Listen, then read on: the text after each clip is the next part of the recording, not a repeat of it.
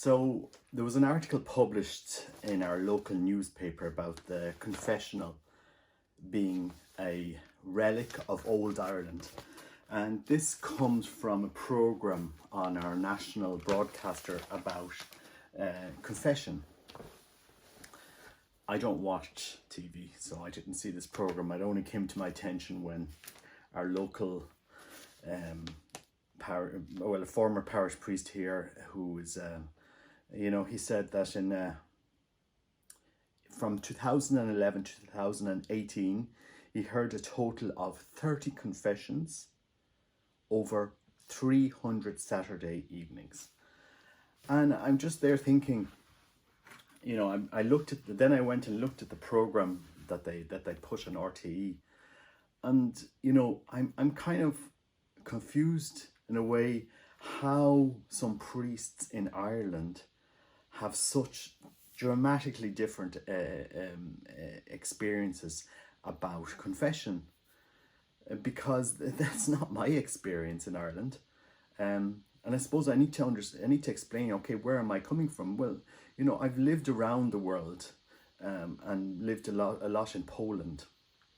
And here in our parish in Ballina in Mayo, we have two different priests at different times who would come and say Mass for us. And when they would come and say Mass for us, we'd be all gathered there. The first thing the priest would say is, "Who wants confession?" That's at every Polish Mass. Who wants confession? And at every single Mass, people will go to confession. And if you look around the landscape in Ireland, if you go to a traditional Latin Mass, there is usually confession before Mass. That's generally the case. And you have various prayer groups around Ireland where you'll have, if priests are there, they'll also offer confession. So I was kind of sad in a way to see this program, because I think what priests are missing in Ireland, and I can say this with complete certainty, what priests are missing in Ireland is that they understand the power of confession. I know of men that have been saved from suicide by priests in Ireland. It's there, it's happened. The power that some priests have to heal souls is immense. And I just think, and it's not that I think, I know this for a fact, that if you open the door to soul to Christ's mercy, Christ will come in, transform souls, and heal souls, heal the wounds. But what has happened is priests have, and I'm not here criticizing priests at all, because I don't think criticism is a good way of dealing with this. But what I think is, too many times priests are blind to the power that they have, that the power that Christ can work through them. And what we need in Ireland is to change the paradigm, to change how we look at this. Confession isn't dead in Ireland, it's very much alive. You go to Knock, there's always a steady stream of people going to confession in Knock. And in many places around Ireland, you will find priests who will hear dozens of confessions every week. Priests who have faith are sought out.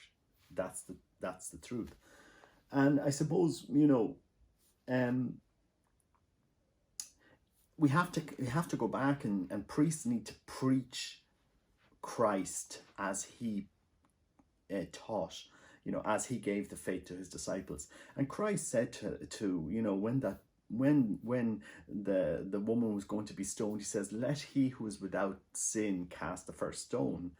And they all walked away, because we're all sinners, and that's the reality that you have to teach, the faithful, the reality of sin, which is a separation of God, from God. What is sin? It's an offense against reason, truth, and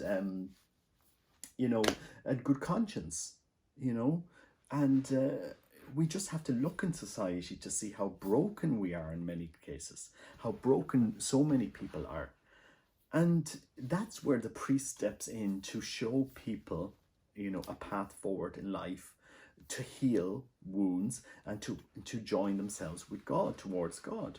And I'm just I'm astounded in a way to I mean I'm astounded in a way to listen to this documentary done by RTE, very heavily edited, very, one-sided.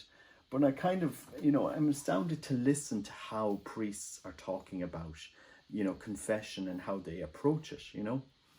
Um, the reality is in Ireland, sin doesn't exist anymore for most people. It doesn't exist. But alcoholism and abuse and suicide and abortion, all of these other illnesses in society do exist, but we don't think that they're sins anymore. We don't preach about them.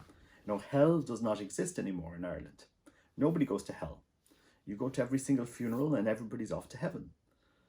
And is that what Christ came to tell us in the gospel? About what are the last things that we need to talk to faithful about? And I don't think I am exceptional here in saying this, but my experience is very different to what these priests are seeing, because I go around Ireland and I'm seeing in different groups and in different places a very, very different experience to this. And I'm seeing very, I know for a fact 20, 30 priests personally who would hear at least 40, 50, 60 confessions a week, in their chapels and their parishes. Or they'll be at home and people will come and look at and ask for confession. It is very, it is sought after. But, sadly, Brendan Hoban, he doesn't have faith because he hasn't taught the faith. And when you don't teach the faith, then there is no sin and there is no need to confess. That's simply, what has happened here. And when you don't teach sin, and it's not about being, as they said it's not about this Jansenist, spirit that we seem to have had in Ireland, but it's about being balanced, and understanding, our mission as Catholics, what we're supposed to do, where we're going, because there's we've lost the balance, we've lost that closeness to God, and I think it's sad in a way. I think that's it's sad, this program, and how it's been manipulated as such. It didn't show anything that I see in Ireland. It didn't show anything. It didn't show, for example, the Dominicans. It didn't show, the Institute of Christ the King, the Society of St. Pius X. It didn't show the prayer groups around Ireland where confession is ongoing. You would imagine that that's it. That people watching that would imagine that that's it. That's how it is in Ireland. That's not how it is. That's not how, and I'm a bit sad, let down that priests haven't spoken out a bit further on this, because it showed a very, one-sided, this is a very closed and harsh thing, and confession boxes in old churches and people sitting in front of confession boxes. That's not how I've seen it over the years. And so, I think, priests should show the different side to this. And not just, this manufactured RT broadcast. And certainly not Brendan Hoban. What is this? He's lost his identity as a priest. And you need to offer confession. You need to teach the faith. And lead people towards God. That's your mission. That's what Christ has asked priests to do. The church, the faith, and how we teach the faith will change. But, from my experience, and this is certainly my experience for many years in Ireland, confession is very much alive at all levels of the Catholic Church in Ireland. But, many times the structures in some of the parishes have been old, I'll put a notice here, look, I'm going to have confession on this time to this time, and anyone who wants to come to the church can come to confession. Why not have adoration and rosary at the same time? in the chapel? Why not have an hour of prayer in the chapel? And anyone who wants to go to confession can go to confession. I can guarantee you, if you offered that every week in your parish, adoration, rosary, prayer groups, you will have confession as well. Guaranteed. Guaranteed. It'll happen. You know? But saying, look, I'm going to have just confession in a silent church for half an hour on a Saturday, and whoever wants can come, and I'll sit there and I'll wait for people to come. No, you have to bring people together, and that's the mission of a priest. You know, to join people together to bring that sacrament in prayer to people.